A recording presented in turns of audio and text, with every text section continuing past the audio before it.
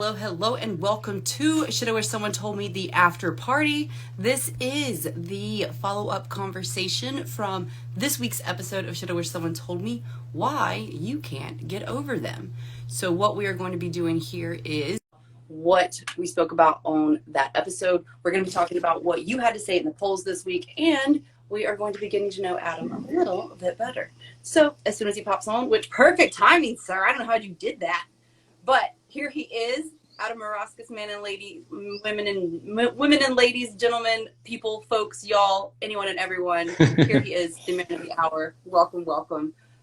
Let's dive into it. So go ahead, if you would, and please recap what we spoke about in this week's episode. Yes. First of all, stoked to be here at the After Party exclusive with you, Johnna. It's been a fun week of the podcast and the polls and all that stuff. So thank you. I'm stoked. Whether you listen to the episode or not, or you're going to listen to it for the first time or re-listen to it, whatever, let me give you a quick rundown of what we talked about. Shit I wish someone would have told me. My answer to that question to Johnna was 100% of relationships end sooner or later. You know, like that's what happens. Welcome to Earth, buckle up. Shit's gonna get rough here. You know, like relationships end, it kind of sucks. This is part of the human experience. All right. So it's all good. And it's supposed to suck, right? Because a significant other is meeting a whole lot of your needs. And then they disappear. You got a whole bunch of unmet needs, which always feels like crap, whether you're in a relationship or not. Unmet needs feels crappy. So like that's normal. What it looks like for a lot of people, there's rumination, isolation, there's this whole grieving process, or there's denial, anger, bargaining, depression, eventually acceptance. But there's a lot that goes into that. You know, it looks different for different people. And we talked about on the podcast, what are the costs of hanging on too long? Because breakups, there's a natural process to that. It's totally fine. You don't need to pathologize or fix it. Like, just go through the sloppy experience. But if you're hanging on way too damn long, then we have problems. And there's, you can go into a negative shame spiral and just not climb out of it. You know, we talked about laying in bed and eating granola bars for 2 weeks, stuff like this. Wait, someone told me they felt attacked. Yeah. Okay. Actually, they told me they felt attacked by that, and I was like, "Well, because it's just what you do. It's what you do." Yeah. We go into survival mode, and and if we stay there too long, it gets dark, and there can be all kinds of powerlessness and victimhood and blamey, shamey. Like we can just spiral, and yeah, I feel like I could do a whole nother episode on shit spirals. But anyway, then we talked about why do people have this death grip on the relationship. So when it ends, it often feels like evidence that you're an unlovable piece of shit. So there's this shame attached to like, I failed at my relationship, and people don't want to let that happen. So they're going to fight tooth and nail to try to make it last. Oftentimes it's straight up a trauma response. Just you have an abandonment wound, you know, and you're triggered by the loss of this relationship. And so there could be just some compulsive things where you're acting crazy, doing things out of character, don't know why you're doing what you're doing. You're just overwhelmed by your emotions. Like there could be some underlying trauma stuff going on there. Again, a significant partner or significant other meets a whole lot of our emotional needs. Right? Like love and belonging are vital human needs. And so, the person who meets these emotional needs, we assign a whole lot of value to. They're super important.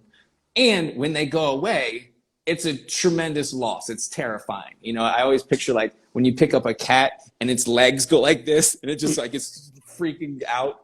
You know, like that's how it feels when you lose your person.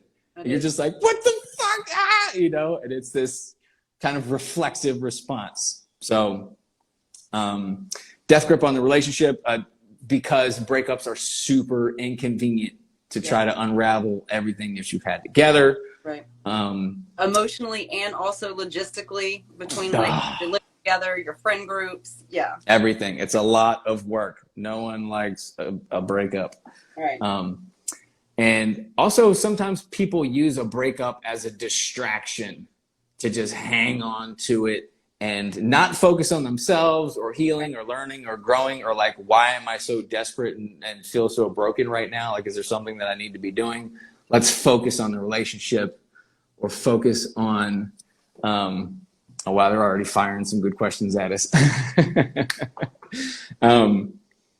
And so the other thing too is with this death grip on the relationship is you'll see a big difference in anxious attachment style and avoidant attachment style, where avoidant folks, to generalize, tend to appear like they're handling a breakup much better, and anxious people are dying and absolutely crushed by breakups. And this is anxious attachment at its heart is driven by self-abandonment.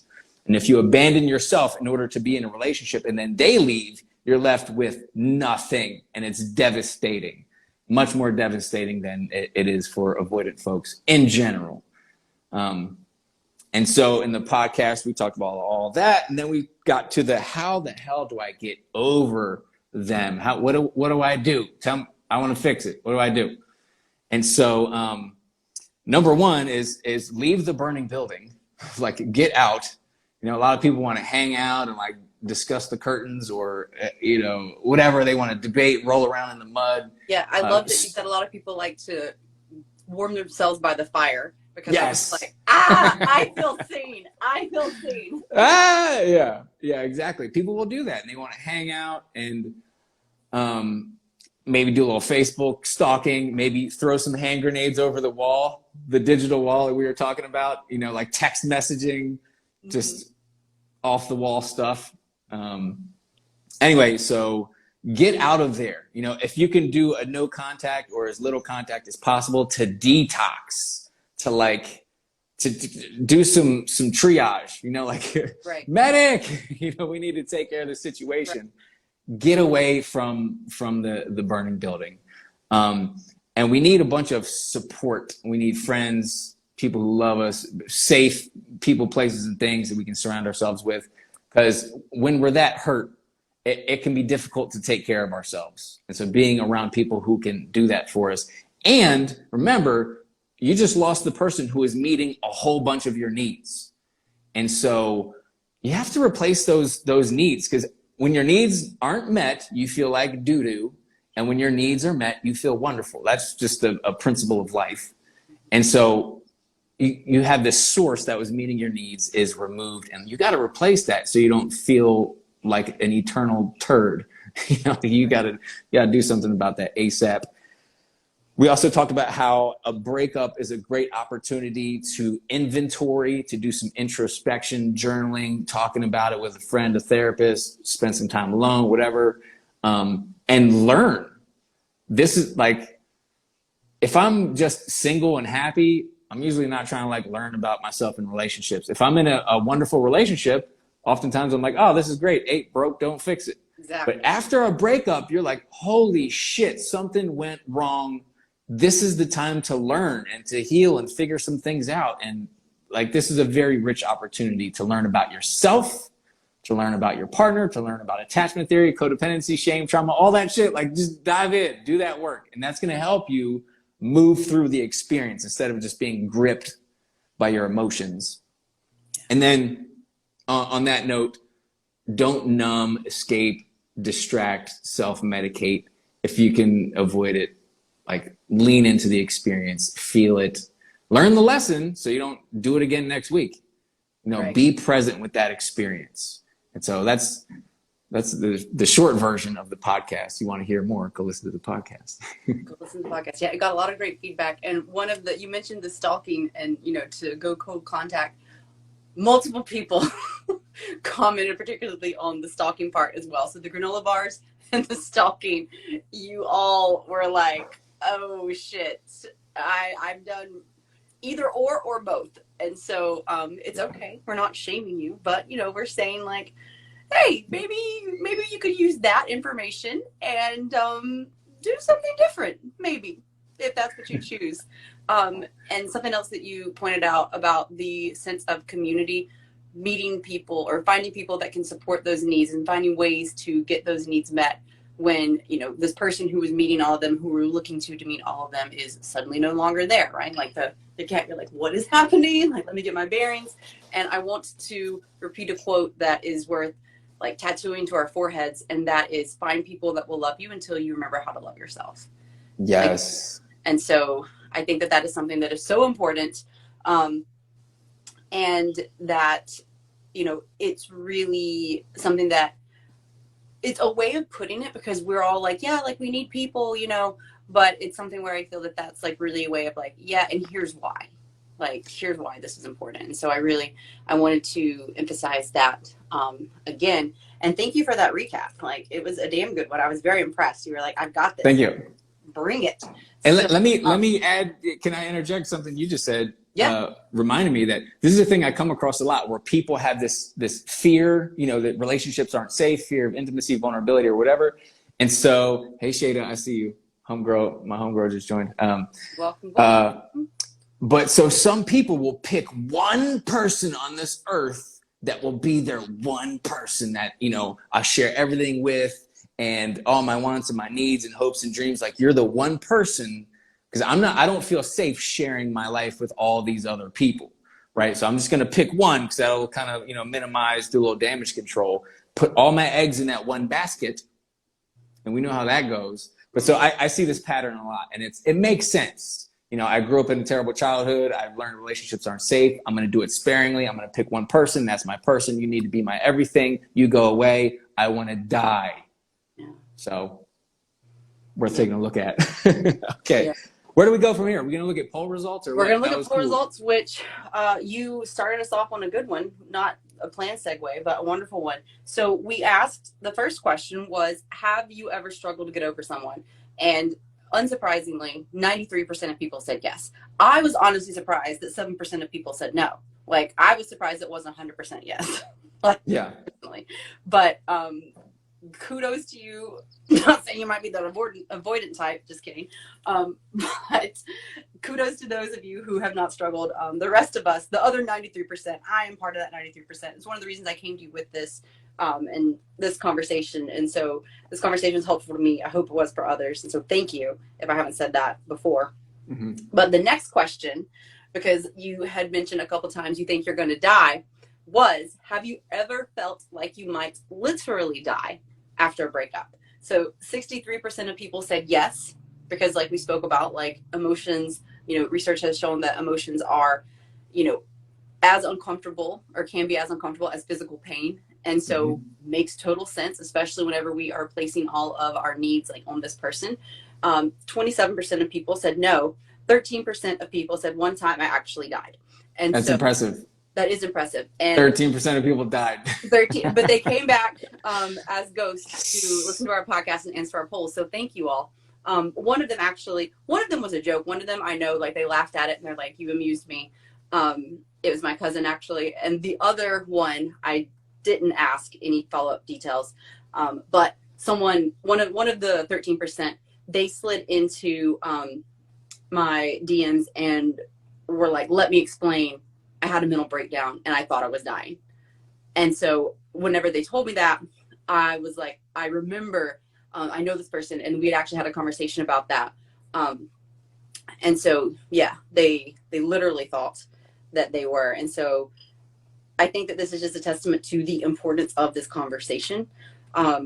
Because, yeah, like, shit is real. Shit is yes. real. Very serious. Yeah. And all of our diseases and illnesses are all tied to stress and emotions and trauma. And there's this huge mind body stress connection that we're just now starting to realize how important it is. So yeah, that's a thing. Yeah. Oh, that's a good comment. Yeah. I feel like part of the ego dies, which feels super real to the mind. Yeah. It feels like a death. And so it is a death, because, and this is something I shared with you right before we hopped on, I had something that came up for me after listening to our episode, like when it came out on Monday. And that was that, you know, perhaps one of the reasons why it is so difficult for us to let go, and why we do have that death grip, another reason other than what we talked about in the episode, is because we're letting go of that part of ourselves that we were. Like, we're letting go of that part of ourselves that is the person that holds on, that like is never going to give up on the relationship, that's so dedicated, or whatever that person might look like for you. The person that stayed stuck in that previous like normal like state that we are familiar with, that might not be so best for us or might not be the best for us, but that we know, like you said, we prefer the misery of certainty. Wait, say it again. You say it. You say it. We prefer the certainty of misery to the misery of uncertainty. Yeah. So yeah, we have this routine bred comfort of being with a person, and we have our lives together, and it all makes sense and everything's in its right place. And then boom, all that is upset and upside down, and it's a mess. Yeah. So yeah, it's tough. And comment here from Shade says, the part of our identity that was totally enmeshed with the other person. Yeah. And Anxious Hearts Guide, we have your question we're going to get to as well. I appreciate, she says she's done so much internet stalking. Girl, hashtag same. I remember I had a flashback. I had a flashback to a physical stalking. I remember driving somewhere. Yeah, I didn't share that on the episode. So that's creeping. I remember specifically, Adam, Heidi, it wasn't my ex. It was my friend's ex. And I was like, how close. It was my friend's ex. It was not mine. So I was an accomplice. I was driving the getaway car, but I actually did get out. I remember very clearly hiding behind bushes. So classic material. Right? Like that's only available here on the after party. So right. We spoke about as well unhealthy things that we do, like, eating the granola bars and, doing these other things. And we asked you as well, what are the unhealthy things that you do after a breakup? So what we propositioned you with, isolating, distracting, food. So either binging food or not eating and restricting. We also offered rebound sex and dating apps. And then we also offered drinking or drugs. So 54% of people said isolation or distraction. 38% said food, so either binging or restricting. And then 8% said rebound sex or dating apps. 0% of people said drinking and drugs. Zero. Right. I don't know if that's accurate information. Right. I'm not buying it. A lot of people responded to these, which thank you. Thank you, by the way, for that. I was super excited to see how many people participated in the polls this week. But 0% out of all the people that responded. Yeah, we got to eat all of the above. Thank you. My man, he's honest. Thank you. I was like, none of y'all did drugs or drank after a break. You said 13 of you died and you didn't drink anything? Yeah. Come on. I know you were thirsty. Yeah, I was like 13% of you died, but no one had a drink. No one like smoked some weed. Like what? Yeah. So yeah. Were you surprised by these results? 54% isolation, 38% food, either binging or restricting, and then 8% rebound sex, and then the no one. I think it checks out more or less. Were people able to choose more than one, or they had to pick one? They had to pick one. Okay, all right. So that makes a little more sense. But usually, if it's all of the above, they will slide into my DMs and say all of the above, which y'all did not do. Yeah.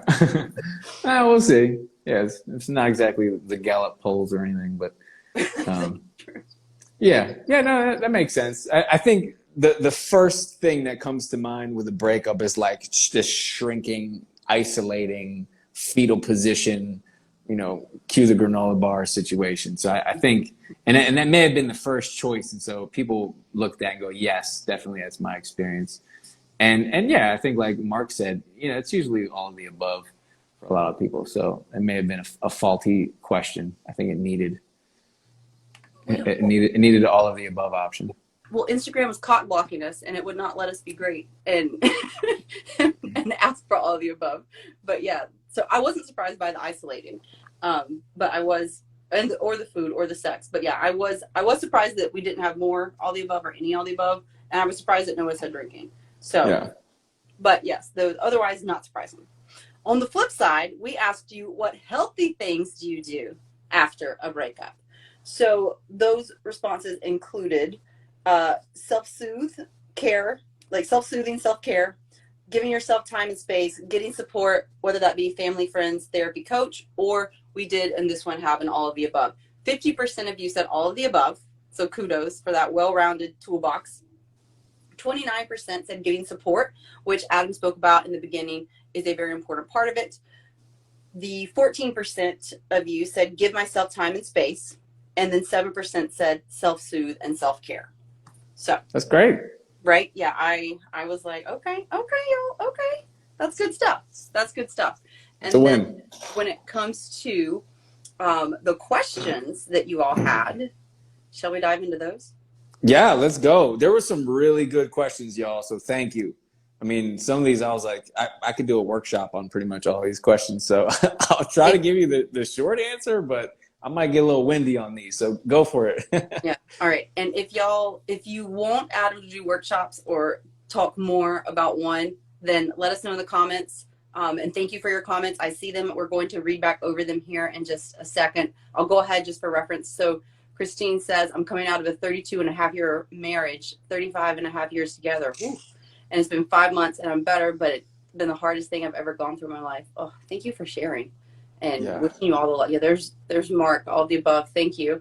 We have another comment.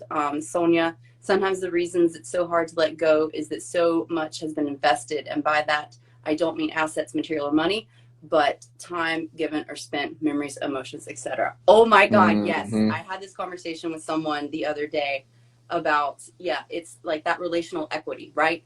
Like if I invested a lot of my time and energy and effort, and we have tenure on top of that, like we've been together for a long time, then that's something where this person is likely going to be someone that I'm holding stronger to. And that doesn't necessarily have to be like a time thing, right? It could just be if I felt very close to this person, then if that has been a big investment on my part, then I'm going to be more likely to try to do but what if, but like maybe, well, I'll just wait, like let me be patient, like I'm more likely to do that. And it's hard to let go in that sense. Do you have anything to comment on that? Your face was like no, I mean, it checks out.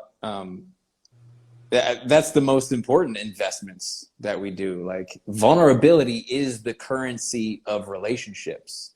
And I say this all the time. My friend Dane said this. He said that vulnerability is the price of admission to a real relationship. Like you have to be vulnerable in order to even connect. In fact, I'm publishing an article tomorrow morning about how being inauthentic prevents connection. So be on the lookout for fixyourpicker.com/blog. If you're not subscribed, go get it. Fresh articles every Saturday. Anyway, we got to be authentic. We got to be vulnerable. And that's scary, that emotional risk, emotional exposure. And we invest a lot of time and effort and energy. And like taking those emotional risks, because building intimacy, it's a whole series of letting someone further and further into our hearts. And it's scary each step of the way. Oh my God, are they going to reject me? Oh my God, am I going to lose this? Like all these fears, insecurities. And we fight through that to get to this connection, this intimacy. And then when we lose it, we're like, I was working so hard on that. Right. So, right. Yes. It's like I showed you my heart. Like I read something that was that love is giving someone the ability to break your heart and trusting that they won't. I was like, oh my, yes. Chandra said, well, that's how 90s kids had to stalk before the internet. That's what I said. The person that I was telling that we did the drive-by, I was like, well, in my defense, this was before Facebook. Yeah. This is how we did it in the good old days. This is old school, yeah. We used bushes. We hid in the bushes, okay? These whippersnappers don't know anything about that. These whippersnappers don't know. Let me tell you about back in my day, when I was and then we have a couple more comments, and then we'll get to these questions. So 13% of you died and no one had any alcohol. Yeah, right. We have a good question here from Mark Marks that we will get to as well once we work through the questions that we have here. And so with that, okay, we're officially caught up. So first question that was responded or asked rather in the polls this week on Wednesday, get ready, y'all. You might want to grab a drink or some weed if you partake. So, but you're none of the people. Buckle up. If that's you. But so first question, I'm in denial. How do I accept it's over, that I wasn't the reason? Whew. Okay. So there's a couple parts to this question. The first thing, I am in denial. When I read that question, the first thing I thought of was Melody Beatty has a book called The Language of Letting Go that is fire. If you don't know about this book, it's a daily reader. Like every day of the year has a page with a message all about relationships, codependency, healing, all this stuff. But in that book, she says, denial is the shock absorber of the soul. Yeah, let that marinate. Denial is the shock absorber of the soul. I remember reading that and I was like, damn, she's right. So denial isn't a bad thing. That's our soul trying to protect itself, right? And so I'm in denial, like, yeah, maybe you need that for a little bit. And that's why it's one of the 5 stages of grief. Like it's built in there. It's kind of a natural thing. So don't shame yourself for being in denial. You'll move through it. Now, the other part of that question, how do I accept that it's over? So the first thing I would encourage you to consider is that you have acceptance, and then what does non-acceptance look like? It looks like mental anguish, as far as I'm concerned. Like I don't know what other form of non-acceptance doesn't look hellish and terrible. Like acceptance, not that acceptance is fantastic, but acceptance is where you can find peace with it. Even if it sucks, you're like, this is terrible, but like it is what it is. We're going to keep it moving. Non-acceptance is this wrestling match with reality in which you will lose 100% of the time. You can't wrestle reality down to the ground and like choke it out. Non-acceptance, it sucks. And so acceptance kind of is the answer. It's the answer you may not like. And acceptance works great now. You can not accept something for 10 years and be mad, resentful, and shitty, and it can suck for 10 years, and then you accept it. Wow, good job. But that acceptance would have been better if you did it immediately. So moving to acceptance, hopefully that just encourages you to like, hey, maybe I should learn about acceptance, surrender, humility, letting go, whatever it is, find out how to move towards acceptance. And here's some things that will help you moving towards acceptance. The grieving process, right? So remember, the stages of grief. There's denial, then there's anger, bargaining, depression, and then acceptance is hopefully the end goal. And you kind of have to do all of those things, right? You can't just skip to the acceptance, right? You got to lean in to all of those ugly, hard emotions and feelings. And so, Pete Walker, in his book Complex PTSD, he talks about the process of grieving. And he says that 4 key elements of grieving are angering, trying, feeling, and verbally ventilating. Right. So like you got to cry. You got to cry it out. Like those tears, you got to move that emotion through your body, not just intellectually. Oh, this sucks. You got to feel it. And when you cry, that means there's some things moving, some emotion, some energy is moving. So you got to cry. So I think I talked about this on the podcast where I had a breakup and I was good at not feeling. I was good at like turning off my feelings. And I said, I'm going to lean into this thing because I need to feel this. Right. And so I made a playlist of terrible, sad breakup songs and listened to it. And I cried. I made myself cry. I spent time feeling it and crying. And angering is important too. Right? Getting pissed off about the whole situation, at yourself, at the other person, at whatever, like just feeling the anger. Because this is another thing that a lot of people who suppress anger, because they grew up, in an abusive house, and like it's not okay to feel anger. So like, let me just suppress it. Your body is holding all that fire. You got to let it out. Anger is not a bad thing. It's what you do with it.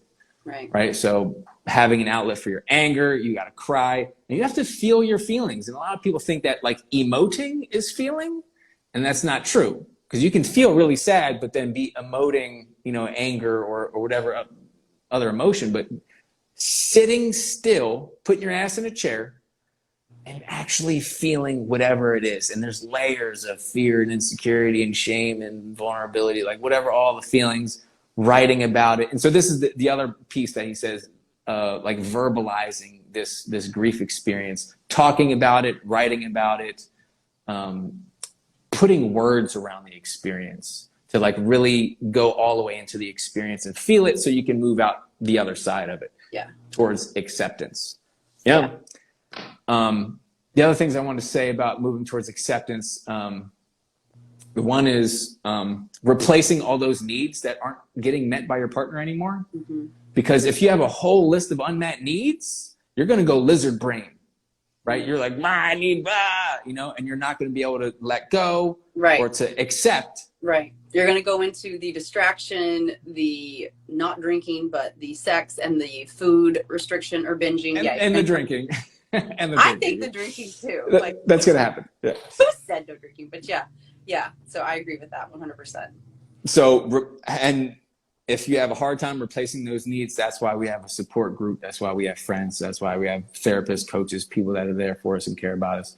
That can be like, hey, you need to take care of these needs. How are you getting these needs met? And just showing up for you and being there for you. And then the last thing I'll say about moving towards acceptance is, if you have an abandonment wound, which is probably everyone with an anxious attachment style, you may have a trauma response that, again, is kind of like just a fight or flight lizard brain kind of thing that you have very little control over. And so in order to move towards acceptance, you got to put that fire out. And so a good way to do that is to get, this is kind of like the last one about getting your needs met, but your fundamental attachment needs are feeling safe, seen, soothed, and secure. Those 4 S's. If you can get those things locked in, then your nervous system can calm down and you can be like, oh, okay, I'm not dying. What's the next right thing? What's the next step in this process? You can move towards acceptance. But as long as you're in this survival mode, it's going to be crazy. It's going to be batshit crazy. Okay. And then the third part of that question was that I wasn't the reason. The question was, I'm in denial. How do I accept it's over? That I wasn't the reason. And so I'm excited to hear what you have to say about this. I think find it, let's play find the bad guy, fault, blame, shame. I don't think any of that shit is helpful. Right. And so even just the idea of it was my partner or it was my fault, that one of us was the reason. I don't know that there has to be a reason. Even just the idea of the witch hunt of it's not helpful. Just let that go. Yeah. Just let that go. That's not, no one wins. No one wins there. Because it's going to turn into blame and shame. I put out a video today actually about how blame and shame are just the worst and they're not helpful. They're both, it's the outie and the innie of not taking personal responsibility for healing and growth and whatever, it's like a bar to moving forward. So let go of this idea of whose fault was it. There was a dude, Gary Zukav, who wrote The Seed of the Soul. And in that book, he talks about the difference between marriage and a spiritual partnership. And he says, bear with me now, it sounds like real hippie, woo-woo kind of stuff, but it's legit. He said, a marriage is, I'm going to stay with you until I die. Mm-hmm. Just simple as that, fact. Right. A spirit, yeah, we're just going to stay together until we die. Even if we hate each other for the next 50 years, we're staying together, goddammit. That's a marriage. A spiritual partnership is where you say, I'm committed to being with you as long as we are evolving, learning, healing, growing, as long as we can help each other on our journey of our soul's evolution in this world. And when that's no longer possible, we part ways. Because that's why I came to Earth, is to learn and heal and grow. In fact, every living organism's purpose is to grow. Anything that's not growing is dead. And so if you guys in your relationship stop growing, either, maybe it's you hit a lull, you hit a plateau, and you need to shake something up, or maybe it's time to part ways. We don't know. Either way, I don't think we need to find out whose fault it was. Yeah. So that's my take on that question. Feel free to add anything if you would like to. That was very thorough, and thank you for said a lot of awesome things. And about the acceptance piece, actually last week's episode is about accepting your reality, and we talked about a lot of awesome things, not planned, but I definitely recommend that if you are struggling with accepting your reality, that you give that a listen, because we don't do the toxic positivity, everything happens for a reason bullshit. We very much are clear about look, sometimes shit just happens. And something that you mentioned that we also spoke about a bit more in depth in that conversation is that yeah, you can sit in the misery and wallow in it, like we spoke about in our episode, like rub your granola bars all over you. And you don't have to. Like, you don't have to. Like, if you could just let it go. And this acceptance piece of it, we really speak about coming from a place of non-attachment, right? Where, like, I see it, it sucks, I acknowledge that. And at the same time, I'm not letting it define me and, like, who I am. I'm feeling what I need to feel. I'm not distracting. But at the same time, it's something where I'm not letting that drive my behavior.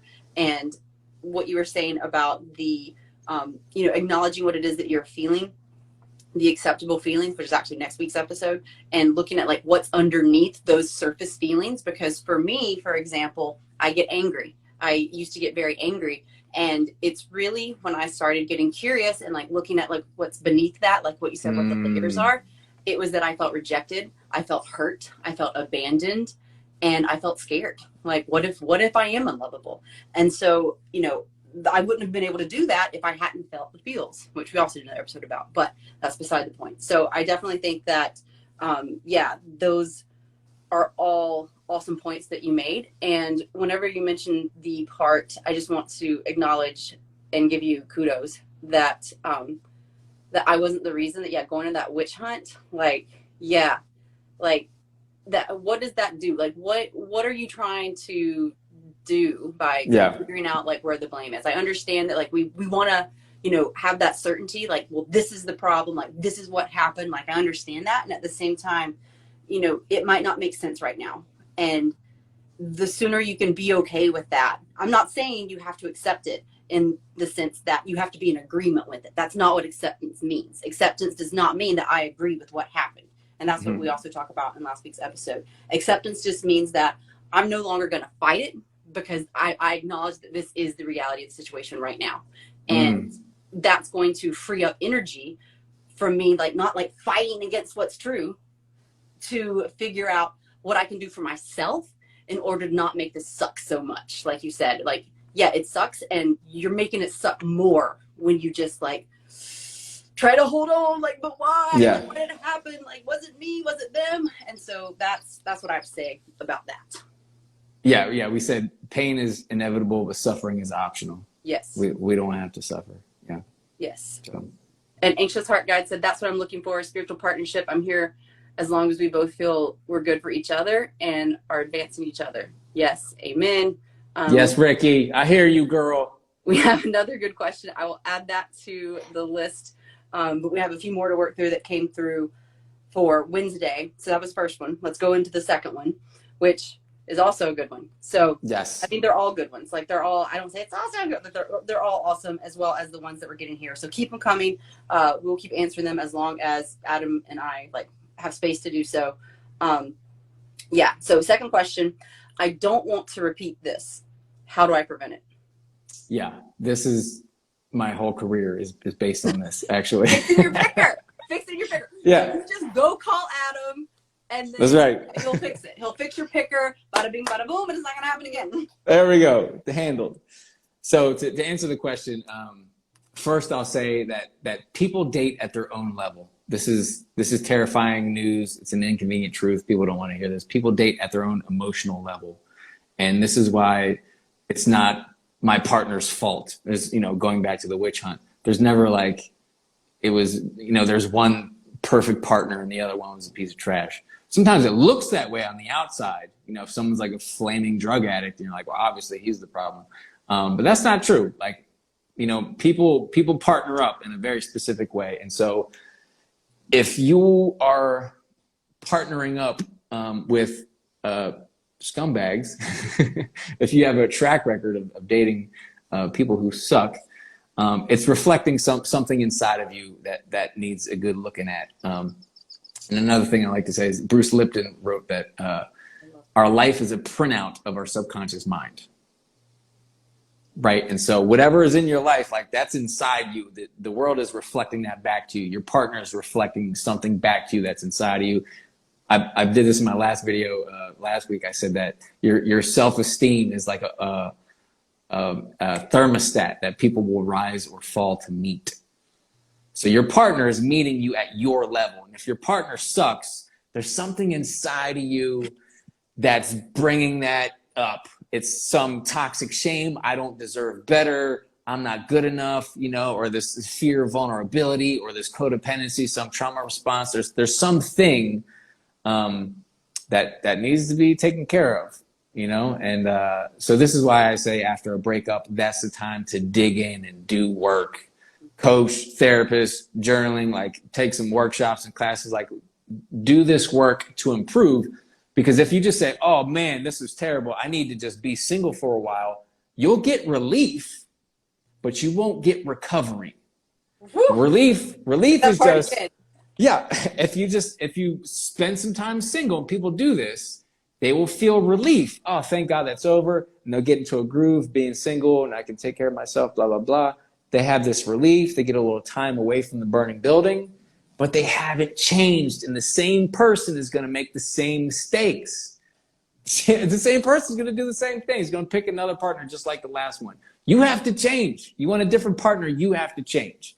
And so the question, how do I prevent this from repeating, is you have to heal and learn and grow. And it's super uncomfortable stuff.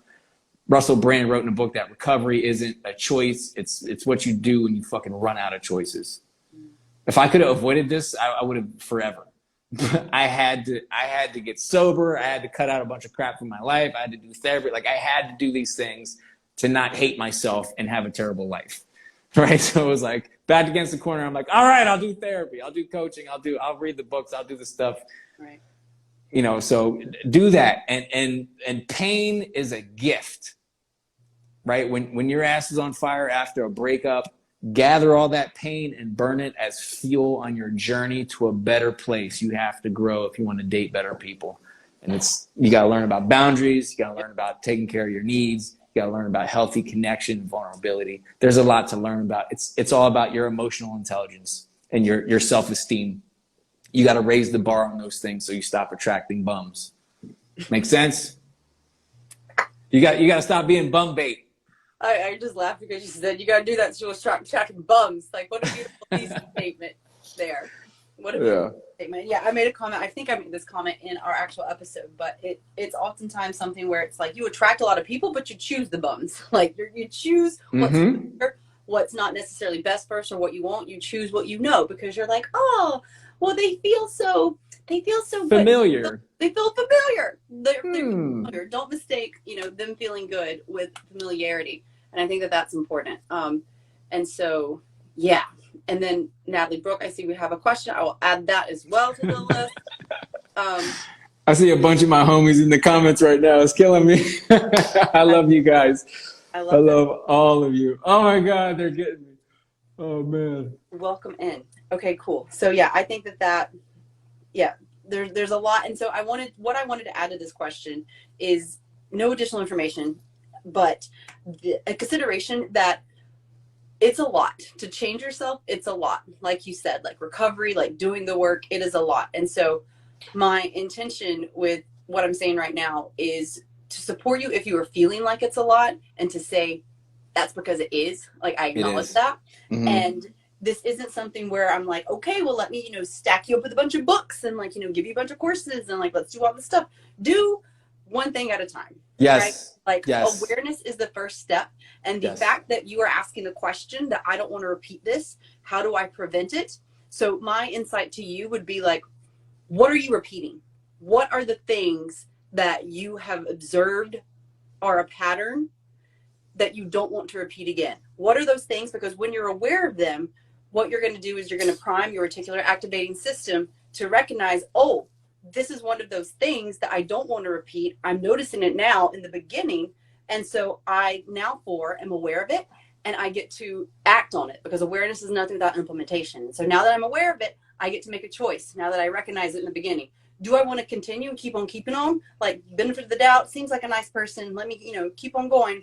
Or do I want to remember all the times in the past that I said that same shit and that didn't work out? And so this time I see it now, knowing that I'm going to choose differently. So I would say, figure out what the things are that you don't want to repeat. And then from there, allow yourself to be patient and to consider. I say something a lot. It's all just R&D. It's all just research and development. So you're doing the research now. part of the research is acknowledging what things are that you don't want to repeat. So now you get to do the development. When did these things come up, and how are you going to respond differently so that you can get a different outcome so that you will prevent this the next time? So you're talking literally about the Fix Your Picker workbook that I have on my website that you can download. It's this whole inventory of patterns and characteristics in relationships, a fear inventory. What kind of love did you learn growing up? What kind of love do you want? Like this, it's a whole inventory process. And so that evolved from me having terrible breakups after terrible relationships because I didn't have the skills to do it. And then journaling, working with therapy and just learning a whole lot about how to fix my picker, essentially. But and I created this process, this inventory process. You can download that workbook on my website, and it's real easy to walk you right through it. So find out what you're actually repeating, because a lot of people don't even know. They're like, I'm dating assholes, and it's like, well, what does that mean? You know, and how are you showing up in the relationship, right? Because what I call it takes two hands to clap. What you consider an asshole. Yeah, that too. But it takes two to tango, you know. And so again, you can't just say, "Oh, my partner did this. My partner is crazy," or "My partner." Like, no, like you put on your shiny bottoms and hit the dance floor with that weirdo. Like you signed up. You're at least 50% of this situation. You got to own some part of it. Right. So find out what that is. Find out what your 50% is and work on that. Don't waste time pointing your finger at somebody else's 50%. Like, right. That's none of your concern. They're gone. So work on yours. Right. They're gone. And now you're here listening to us talk to you about why you need to work on you. So, yeah, I did not mean to plug your workbook, but I'm glad that I did. So, you did it. I wasn't going to do it, but. So there you go. So if you want, support on what I'm talking about, go ahead and head on over to Adam, who will be linked to the bio. Also, you can tap over there now, follow him, and make sure that, you sign up for that. So awesome. Question number 3, we're moving right along. This is a good one. They're all good. How to stop blaming yourself for your part in the breakup. Yeah, that's a tough one. That gets you right in the feels right there. That's like at the core of this like self-loathing darkness that happens after breakups. How do I stop blaming myself for my part in the breakup? So first of all, good on you for recognizing that like you played a part. So did your partner, right? We're not blaming or shaming here, but like, yeah, it takes two. A failed relationship is not a coincidence, and neither is a healthy one. You know what I mean? Like it takes two to really make either one of those things happen. So what I would say, how to stop blaming yourself for their part, identify your part. Like get specific. Like what exactly was I doing wrong? Was I demanding too much, controlling, or was I compliant? Was I inauthentic, dishonest, or was I, what was my part? Like get clear on that. And again, that's kind of like what's in my workbook is identifying what are the ways that I'm showing up in relationships that is not serving me or my partner. So find out what those are and then figure out how to heal it. You don't know, ask somebody. Like don't reinvent the wheel. Relationship coach, this is what I do, but there's plenty of books, therapists, there's all kinds of resources out there. The internet, there's this thing, the internet, so much available to figure out why do I do this? How do I stop doing this? Yeah. Lean into that. And when you heal it, then you don't have to be all ashamed and like blame yourself about it. You're like, oh, power just went out. It's okay. I still hear you. You came back. Oh, am I back? You're back. Okay, the power went out. I live in the country of Panama, and so the power goes out sometimes. So here we are. I'm surprised that I didn't lose you. Okay. Well, so, I'm glad you did, because I would have. This is a miracle. This is a real miracle right here. Relationship, higher ups. Yeah, straight up. This is great. Okay, how do I stop blaming myself for my part? Okay. Yep. Radical self-compassion. Like you gotta love yourself. And this is the thing, a lot of people have this idea that if I'm perfect, if everybody loves me, if I do everything right, then I can love myself.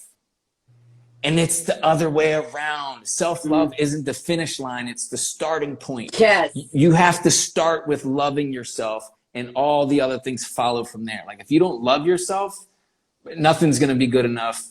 you'll never be good. Like nothing's going to work out for you. You have to love yourself. So start there. And there's a book literally called Self-Compassion written by Kristen Neff. Get that, scoop that book, learn how to just love yourself unconditionally, forge a fierce allegiance with yourself, and be there for you no matter what. Because you're all you got at the end of the day.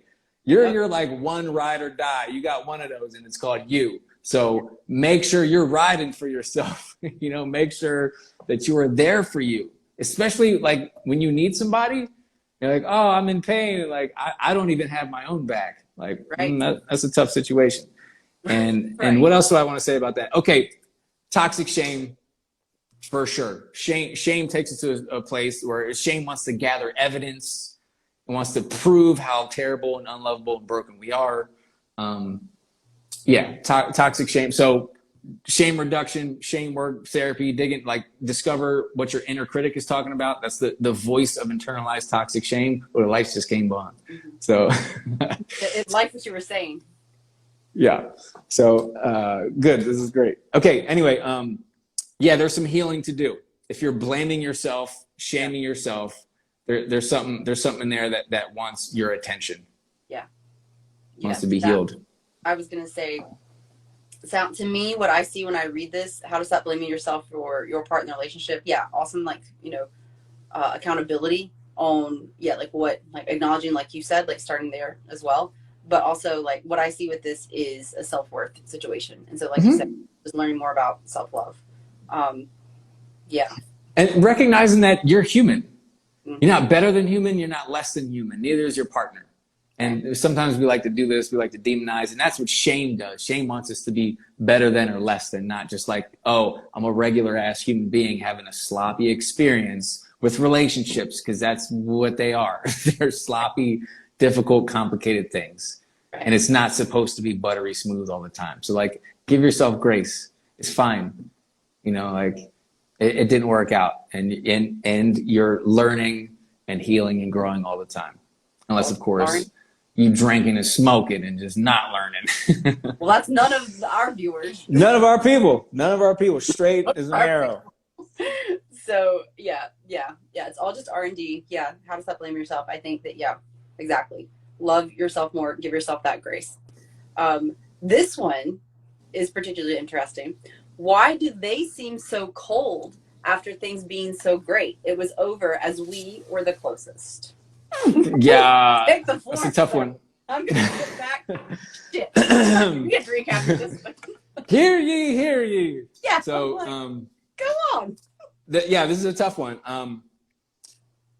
In some instances, this person, I guess to simplify it, I could say they were pretending that everything was fine, but actually what that is, it's, if you want to dig into that, it's self-abandonment. It's fear of vulnerability. It's, I don't know what my feelings are or how to communicate them. I don't know how to ask for what I need in this relationship. So I'm silently just going to suffer, pretend everything is pretty on the outside until I can't handle it anymore. And I break and I run. And then you go, what happened? Everything was lovely. Why did this happen? And it's because the person was suffering and didn't know how to relationship. And so they just had to pull the eject cord and get the hell out of there. Another instance could be just that people process things differently, or don't process, as the case may be for some. People emote differently. Some people are really feeling it and going through it, and you wouldn't really know it. Some people are trained that don't let them see you bleed. So they're dying inside, but they're fine, everything's fine. How you doing? I'm fine. Everything's fine. No, you're dying. But whatever your childhood conditioning was, where you weren't allowed to not be fine, there's people like that, So some people, it looks cold, but there's some fire going on inside. Mm-hmm. Also, please don't use social media as a measure of how your ex is doing. Oh, I seen him out with his friends, or or she's with somebody else, this new guy, or whatever. Social media is fake. Surely you know that. Surely you know that this is a funhouse mirror and it's this fake highlight reel. That's not what's happening inside of somebody else's life. So don't do that to yourself. Yeah. Another thing about these, why is this person cold? I've heard I don't really know, but allegedly there's this phenomenon in the military where if there's a spouse who's going to be deployed, I've heard that sometimes they get into a fight right before deployment because it's easier to leave on a fight than it is that I love you more than anything in the world right now and I'm going off to war or something. Woo! Like that's harder to do. And so this coldness, this fight, whatever it is, it's like a self-protective kind of armor, defense mechanism, dissociation. It's a way that someone is dealing with emotions, and emotions are hard. Yeah. And another thing I say all the time is Dr. Gabor Mate said that trauma teaches us to fear our feelings instead of feel our feelings. And so a lot of people are walking around with unprocessed relational trauma, developmental trauma, shock trauma, generational trauma. There's all kinds of that shit floating around. And what it does is it removes us from our ability to feel scary feelings, right? Like the effectiveness of trauma as a survival mechanism rests squarely on its ability to make us dissociate from our feelings. So this is a thing that happens. It's very common. A lot of people are starting to learn about it, talk about it, and write books about it now. And thank God, because we just been hurting each other for thousands of years with no idea why we're doing it. Yeah. So there's this dissociation that happens. And sometimes it's, another thing is cognitive dissonance. Yep. Where you have this like, I need to hate this person right now. And I have these feelings of like, I just loved them for 10 years. And now I need to take actions that look like protecting myself and hating them. And it's hard to have two of those things happening in your brain at the same time. Yeah. And so we have to convince ourselves like this is a terrible person. I need to treat them coldly and dehumanizing ways in order for me to be able to function with what I have to do. So gnarly question. Good one. Good answer. And Joe said, I've seen that happen to a friend before. I'm assuming he's referring to what you were sharing about the military. Yeah. So thank you for providing some insight to that. And so this question, like I can relate to because it's happened more than once when a situation, I've been in relationships and it's ended and then like they won't even look at me.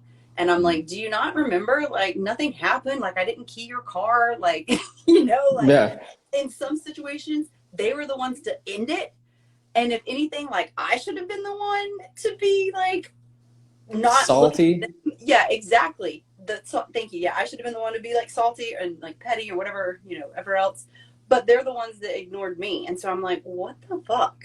And to your point, like I feel in one of the most recent situations, I think that it was because, and I don't want to speak for them, but you kind of have to at least like come to some kind of terms. Like I know you, like I read books, like I've done a lot of work myself.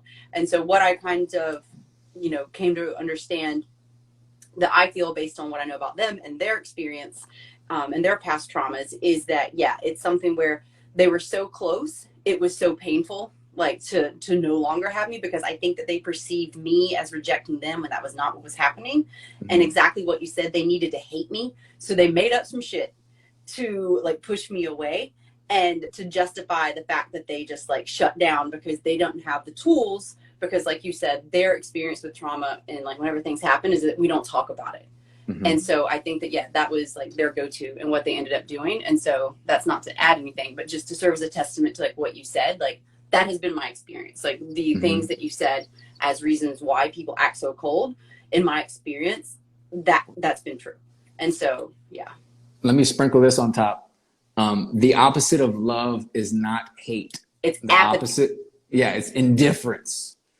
And so when someone like you're dead to them, that's the opposite of love, and maybe they're doing that for a reason. Who knows? But that could be a whole nother discussion. But just putting that out there. And that's why it hurts so much. Yeah. That's why it's so gut wrenching when someone sees you and they don't even acknowledge that you exist. It's like, it's the opposite. It's dehumanizing because it's like, you're not even acknowledging my existence. It's tough. It's one thing, if I just, don't know you from a hole in the wall, but it's different if you're someone that like I have been vulnerable with and that, we had like future plans like we speak about in the episode. So it's very different. And yeah, that's why it hurts so much for the recipient of that who's being ignored, because not only is it like this person's gone, but now it's like, bam, double slap in the face. Like you slapped me on one cheek and now it's on the other, because yeah, it's like now you won't even look at me. You won't even acknowledge that, hi, like I'm here, I'm a person. And like you said, it's something where, you know, they could not be doing okay. Like you don't know, that could be just how they're dealing with it. They could not be dealing with it. They could be doing, you know, some of the other unhealthy coping mechanisms, like we don't know. And so to sum all that up, not your circus, not your monkeys. You figure out what you need to do in order to move past this. So, yeah. All right. The last question that we got asked in the poll results, and then we have other questions, like if you have time, but otherwise, like I get it, like those weren't originally in here, is what is your opinion on the underlying causes of limerence? Yeah. So this word limerence. Mm-hmm. Don't we read the definition? Yeah, go for it. The first time I heard it, I was like, what the hell is that? So yeah. So let people know. When I saw this question, yeah, I was like, what is that? So full transparency, I had to Google, so I had to pull it up for you. So limerence is the state of being infatuated or obsessed with another person, typically experienced involuntarily or characterized by a strong desire for reciprocation. Well, I don't know why I don't know why I couldn't say that. Of the other one's feelings, but not primarily for a sexual relationship. Okay. I've never read the definition of it. I just, in my mind, it's like the pink cloud of a fresh relationship. That's what Google said. The unicorn ride of all this, everything is magical, and oh, I never felt this way before, I'm so in love, all that crap. And then eventually that wears off. Like that's the beginning of a relationship. It's wonderful. Enjoy it. Rub it in, soak it in. And like y'all gotta reckon with reality here in a couple months. So thoughts on limerence. The first thing I'll say is, and I've written over 100 articles, and so if there's a topic, I probably wrote an article about it. But I wrote an article, The Inherent Pitfalls of Dating, where I talk about when you date, people understand that when my needs are met, I feel good. And when my needs are not met, I feel bad. And so when you date someone, generally speaking, we just meet the hell out of each other's needs. I see you, giving you attention and affection and time and this validation and like all of your emotional needs. Like I'm just going to meet all of your needs, and you're going to just go into a blissful state of rapture, and you're going to see my face, and then you're going to fall in love with me because you're like, oh man, you know, this is I feel so wonderful, and it's because of him. This is love. Maybe it's because someone was just meeting a whole bunch of your needs after you were being single and having to like, you know, do this stuff yourself. And so it feels pretty magical. Also in this early stages of your relationship, all of your problems kind of disappear. You know, there's this distraction. There's this magical high of like, you know, oh, this new partner, what are we going to do this weekend? Or like, what are they thinking right now? And check your text message. Like whatever problems you got going on in your life just fade in the background. And it's this magical experience. So also part of that is hormones. There's all kinds of adrenaline and oxytocin and vasopressin and all that stuff. Ooh, nice. Ricky, good recommendation on the book. And also, I think there's some element of delusion that happens in the early stages of love where we think, I found the one. This is my soulmate who has completed me. And I've been looking my whole life for this one magical person. And it feels like we found him. It really does. And that's great. Cool. Like, write a song about it. You know what I mean? And that wears off when eventually you find out that you just found another human being that's like probably, you know, pretty cool, but like not particularly all that special. I mean, I hate to say that, but like we're all just humans, you know what I mean? And like, you found somebody compatible, cool. But guess what? They're a human. They got problems. They got flaws. They got baggage. They're not going to act right all the time. You guys are going to see not eye to eye on things. Like they're human.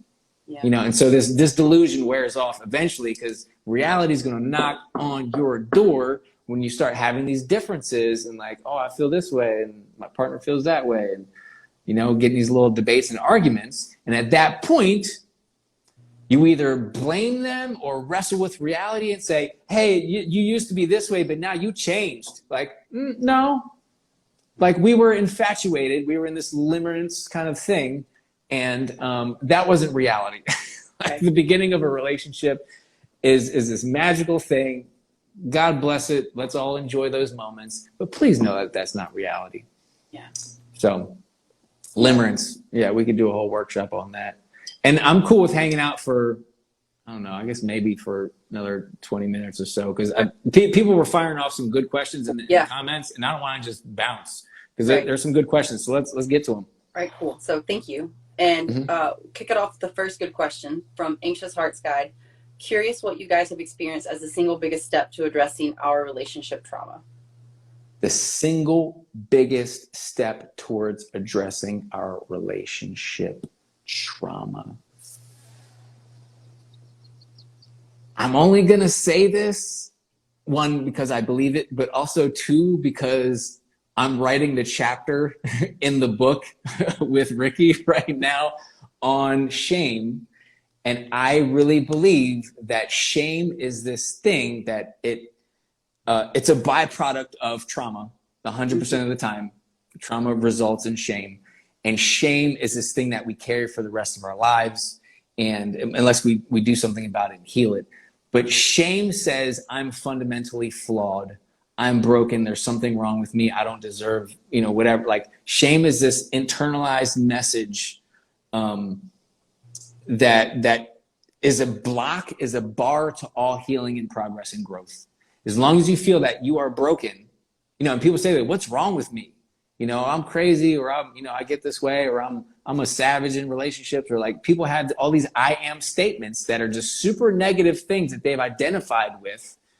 And there's a period at the end of that statement. I am trash, period. You can't heal that. You can't polish a turd. If you believe that that's what you are, that's it. Case closed, end of discussion. But when you shift from I am broken, there's something wrong with me. When you move to this curiosity, what happened to me when I was a kid? Why did I become this way? Why did I adapt? Why am I afraid of vulnerability?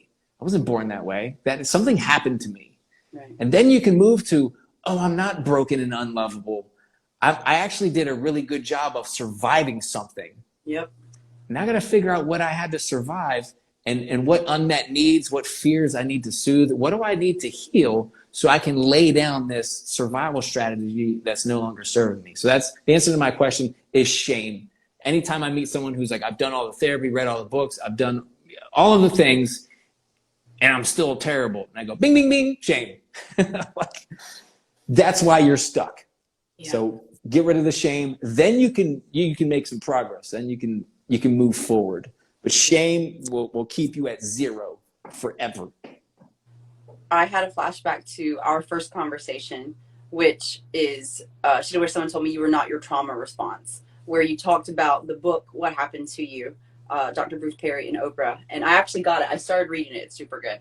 And so, yeah, I definitely see what you're saying. My response, I was going to say self-awareness, like really knowing yourself, like self-discovery, like understanding, which goes hand in hand with like what you said. Because if you don't know what you are shameful about, like it requires, like knowing what you are shameful about, requires like getting to know yourself. And that's not always easy, right? Like it's hard, like it's uncomfortable. Like oftentimes we know there's an elephant in the room, like there's space, but like, I don't want to look at it because if I look at it, what if it steps on my foot? If I look at it, like, what if it sees me and like attacks? I don't want to deal with it. Right. Like, I'm just going to go over here and try to dress, like, even though I don't have much space, like I can't fully stretch out my arms. And I feel that, yeah, exactly. Like that elephant in the room, like figuring out what that is. So yeah, that I think would be my response. You are the relationship coach, and the expert here in that regard. So, yeah, but that is what I would say would be, yeah, what a loaded question, the single biggest step, because I mean, it's all, yeah, like there's so much there. But yeah, so, okay, cool. What Mark's asked next was the difference between, or what is the difference between isolating and giving myself time and space? Man, that's a great question.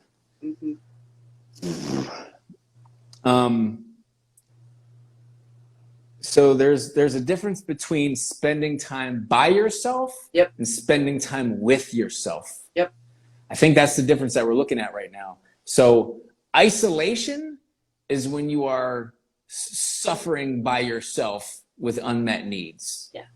And solitude, spending time with yourself, giving yourself time and space to grieve or feel or do whatever you need to do to take care of yourself, that is a place where you're meeting your needs, where you're recharging, where you're taking care of yourself and doing what you need to do. And solitude is an actual need. Just like sleep. Like if you don't sleep, you're going to turn into a meth head in a couple of days. You know what I mean? And same thing, we need sleep. Solitude is to the soul what sleep is for the body. So absolutely. Great question. Love that. Yeah. Yeah, I agree with all that. I think that there is a slippery slope that we can find ourselves on if it's something where we give ourselves like when do we know that we have given ourselves like enough space and cross the line into isolation. Right. And that we're like a vampire, like staying to myself. And so to that, to answer my own question that I asked there, when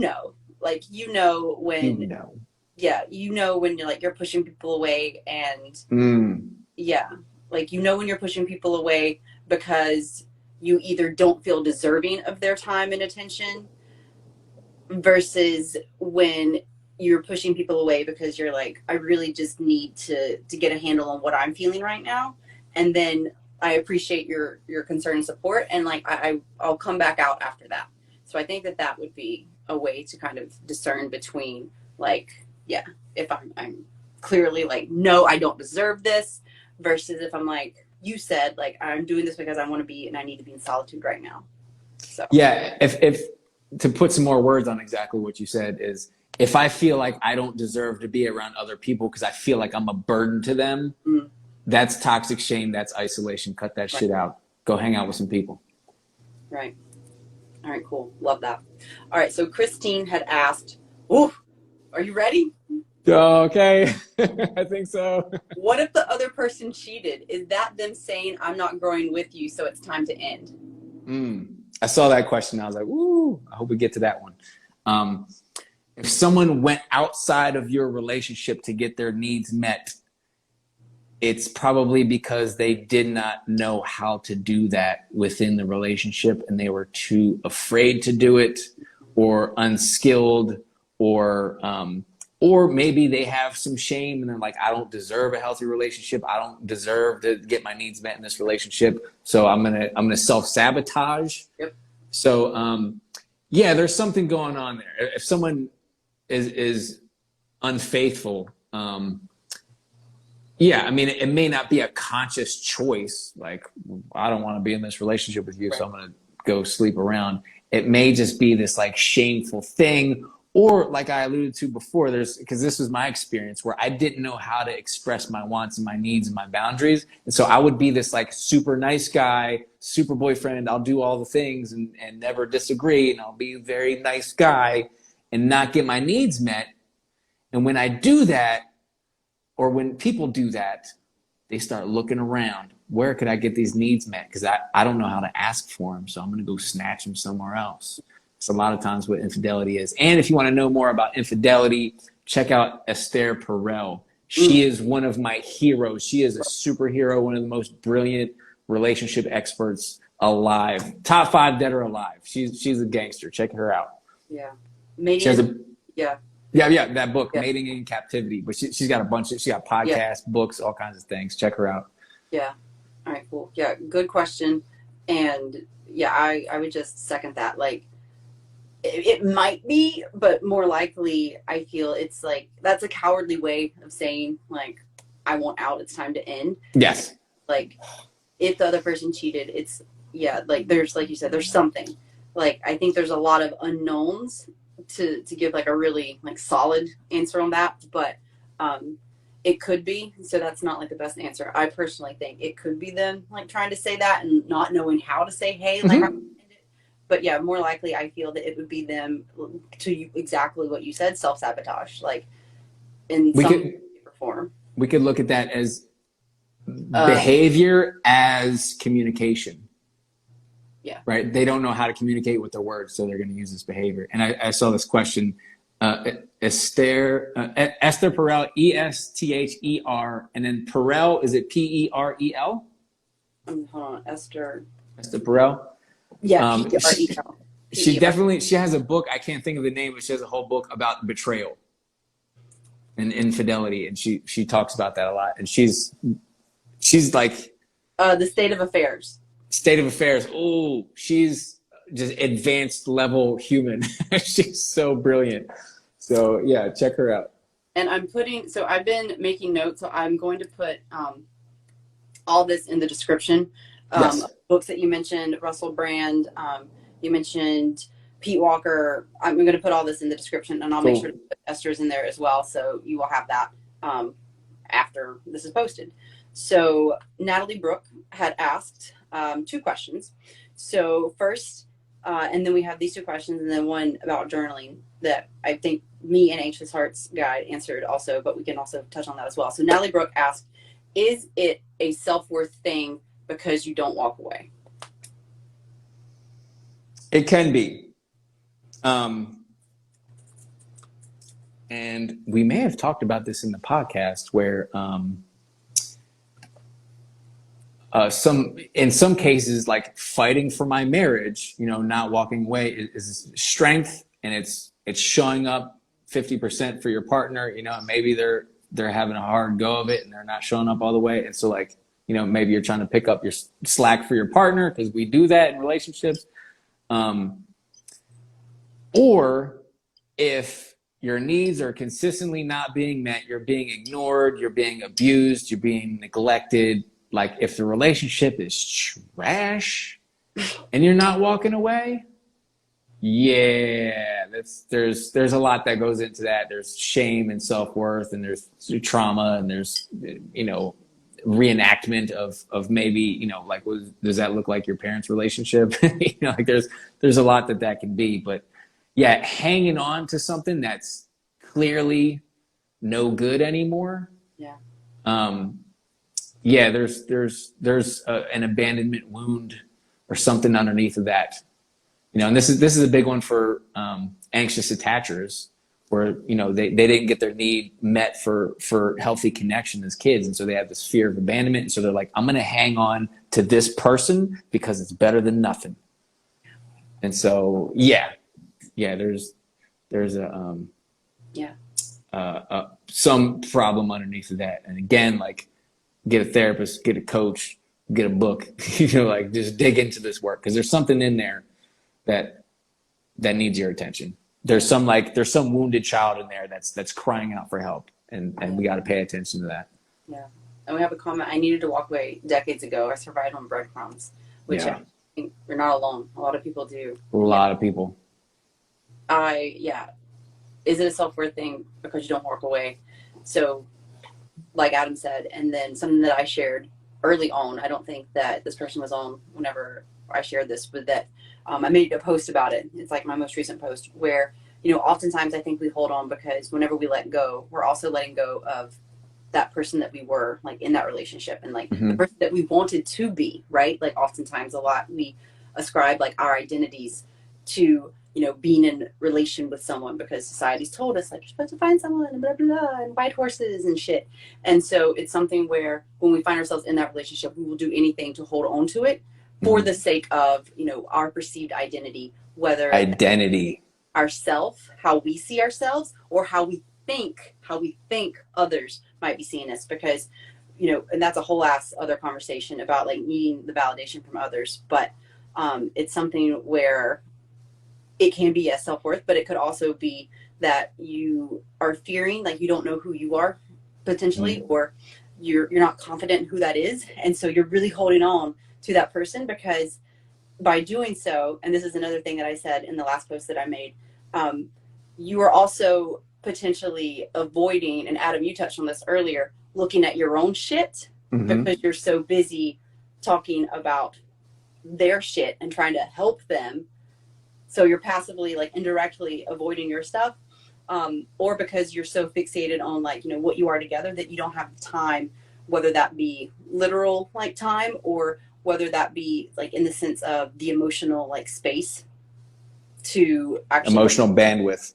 yeah, emotional bandwidth. Yeah. So those are my responses to that. And let me add, my friend Ricky talks about this all the time about, she's the anxious attachment guru, that a lot of anxious attachers don't feel confident and competent at their ability to care for themselves, get their needs met, take care of themselves. And so they're like, oh, I need another person.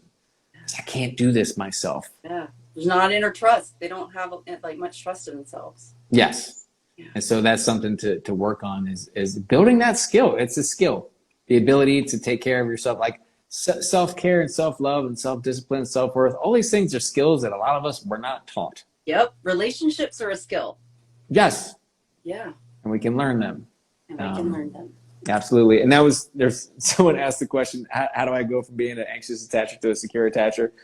We can't answer that question right now. Let's usually watch this whole video, listen to the podcast, buy Ricky's Anxious Hearts Guide, like read all my articles. Like there's a lot that goes into it. A good place to start would be take my relationship quiz. It's free, fixyourpicker.com. Take a little quiz. I'm guessing you're going to score as an anxious attacher. You're going to get an email sequence that's basically like a free mini course on doing exactly that, moving from anxious to secure. So please go do that.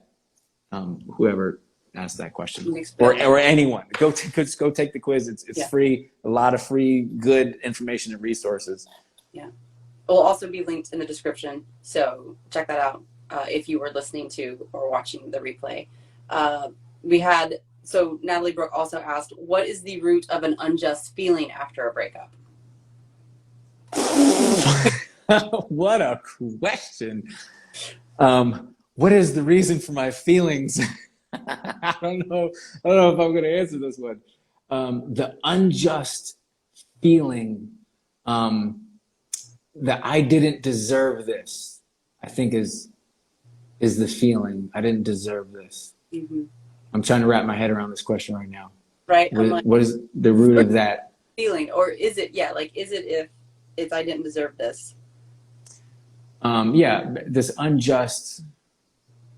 Yeah, I think it may come from the way that humans in general love their certainty, and they love things being a certain way, and they love reciprocity. And if I believe this, you should be that way. And if I made these sacrifices for our relationship, you should do that as well. Like there's a lot of assumptions that we make about ourselves, about other people, and about reality. And when reality doesn't line up with that, we feel that there's an error in the cosmos. There's been a typo.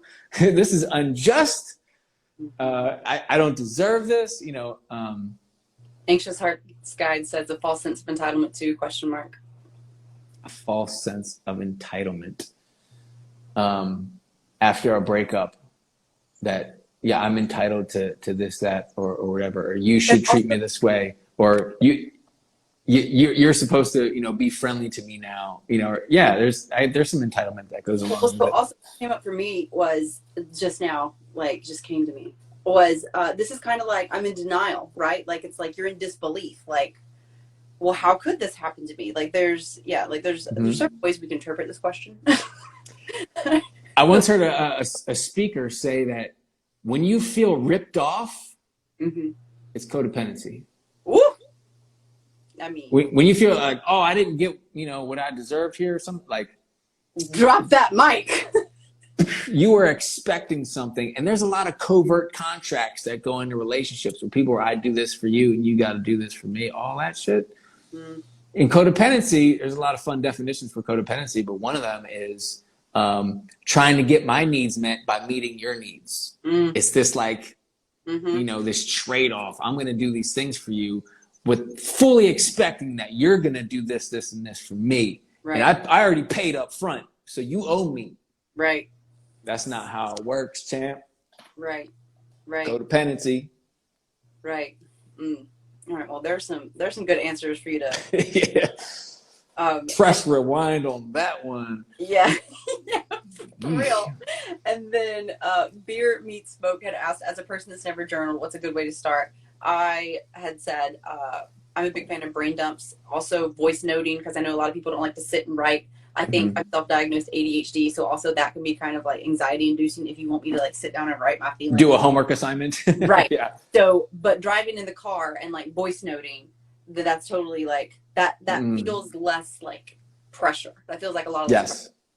or like going for a walk. And so, yeah, I think that that's a good way. Anxious Heart's Guide also suggested doing like a journal, like a prompt situation. So you're not looking at a blank piece of paper, so that you have prompts and questions to kind of get like, to kind of lube it up, if you will. My verbiage, not hers, but yeah, just kind of.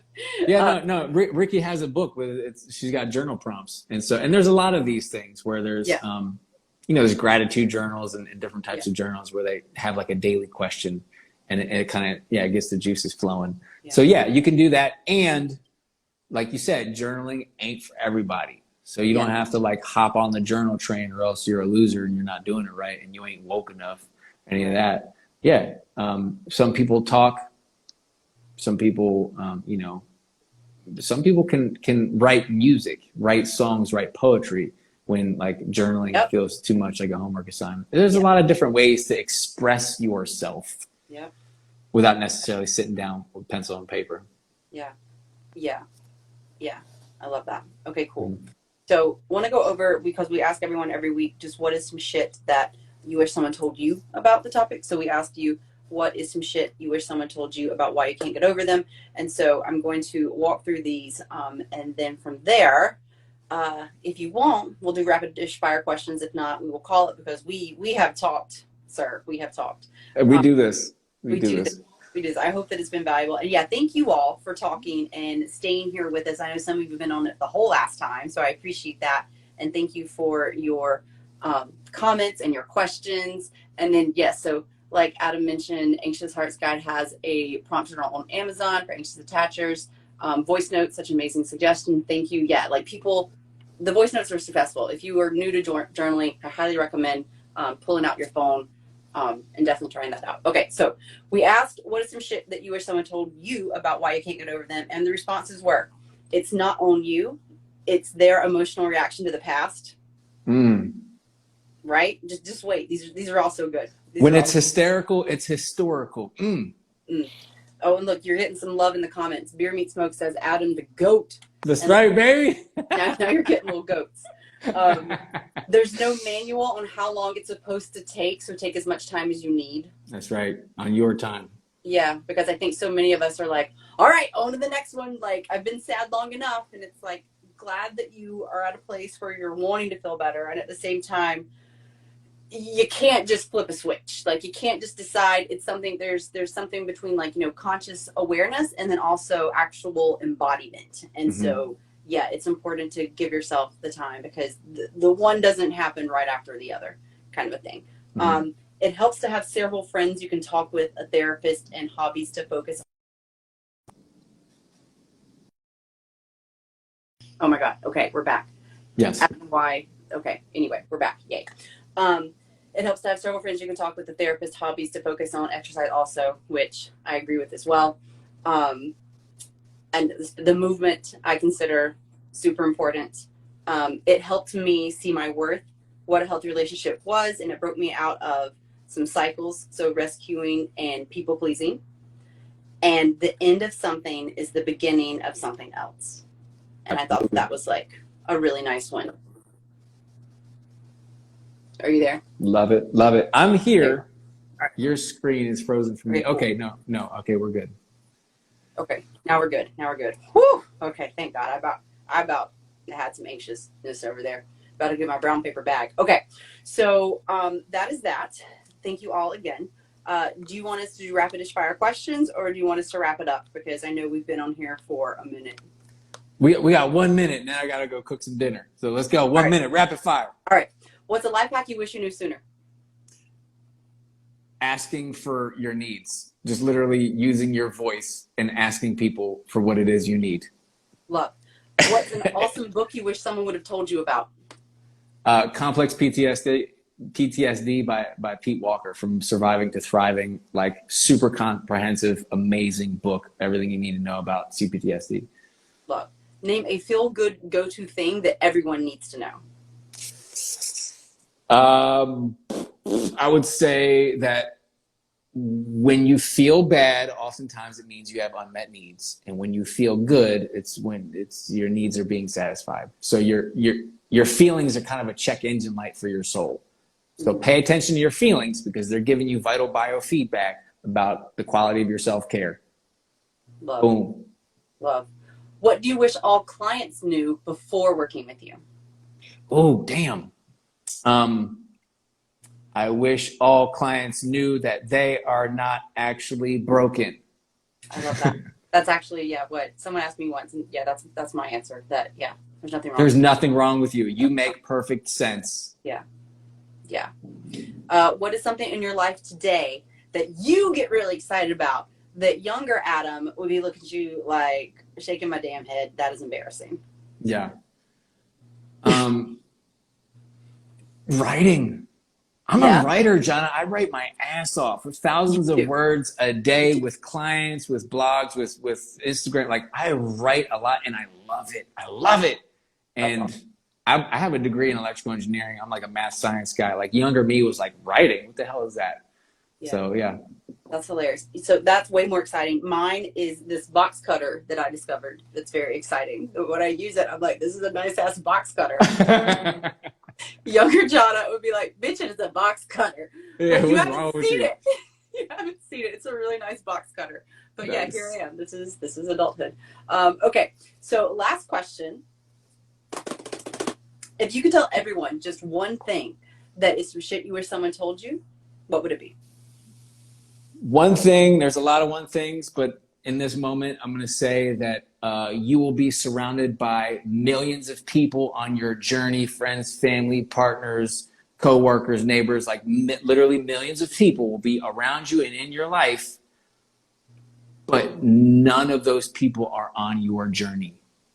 This is your journey only, and you have to do it. You have to make your choices. You got to put your pants on one leg at a time, and like you have to live this life. If you let other people live it for you, you're going to be real salty on your deathbed. So know that this is your journey and you're driving this thing and you are fully responsible for it, whether you like it or not. Damn.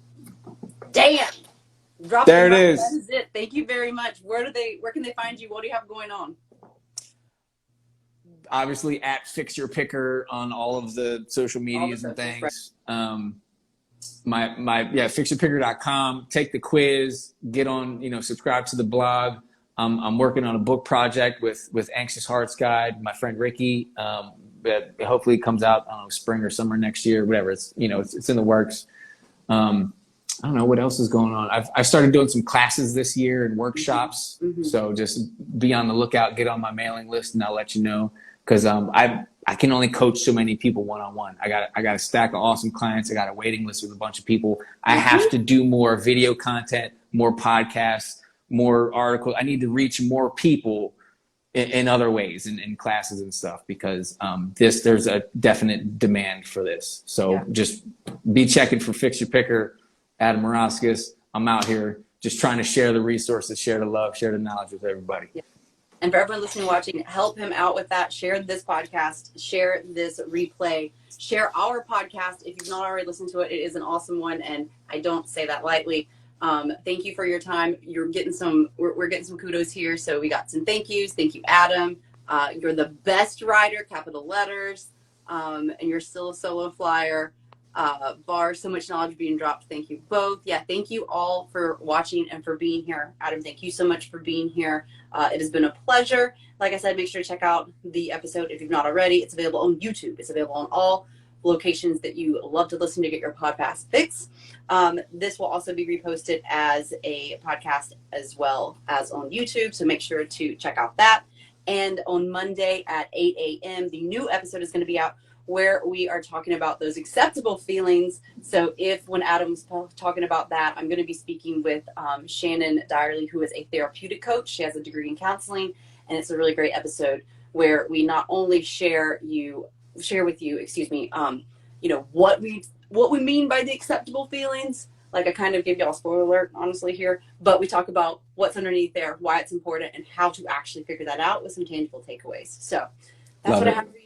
Thank you so much. We have a comment. Next bit, can you share the YouTube link? It is in the link in my bio. You've tapped the link in my bio. It is actually the first link is mine and Adam's video for this episode. So going over there. We'll see you there. Thank you so much. Thank you, Johnna. You're awesome. I love doing this. Yeah. We'll probably do it again, actually. So I hope so. Yeah, I'll see you around. We have one. Yes, sounds good. Bye, everyone. Have a good weekend. See ya.